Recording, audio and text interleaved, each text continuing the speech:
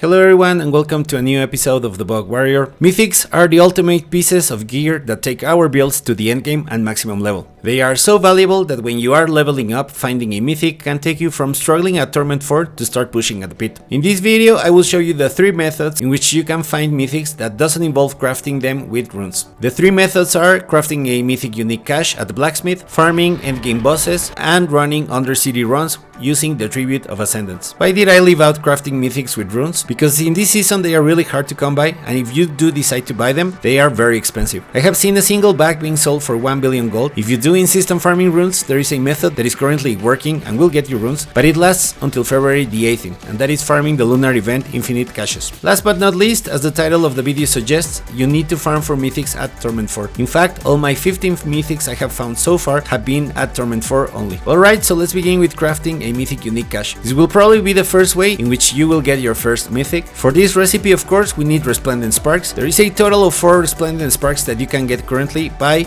completing the season journey, upgrading your Coven reputation to the max level, killing Uber Lilith at any Torment level, and reaching the maximum reputation level at the lunar event. Completing all 4 objectives should give you enough Resplendent Sparks to craft 2 mythic unique caches. These caches aren't bad at all. This is how I got my first Hair of Perdition mythic, and later on I got a 3GA Ring of the Starless Skies. One thing I do want to mention is that these caches are expensive, as each mythic unique cache costs 50 million gold. But then again, gold is easier to come by than getting Resplendent Sparks. Method number 2 involves farming bosses. For me, farming bosses seems to change every season. You never know which ones will be the ones that work for you. In theory, any endgame boss has a chance to drop a mythic, but in season 7, these have been my results. Endariel, 0 mythics. Duriel, 4 mythics. I got 2 solo and 2 with a group. Grigor, I got 2 mythics solo. Lord Seer, 0 mythics. The Beastie Nice, 0 mythics. Varshan, 2 mythics, again solo. So Duriel seems to be the best one for me so far. But on the other hand, there are 3 bosses from which I got nothing at all. The last method is really good, which is running the Undercity with the Tribute of Ascendance. Remember, there are 2 versions, the Resolute, which means only you can get a mythic, and United, that allows all party members to get a mythic. Well, I haven't got United so far, so I had to run the Resolute version. I got a total of 8 tributes, and out of those 8 I found 4 mythics. So you could say that you have a 50% give it or take chance that you will find a mythic. For me, that is very high. Remember that in order to get this type of tributes, you need to kill world bosses and farm 3 of Whisper's caches.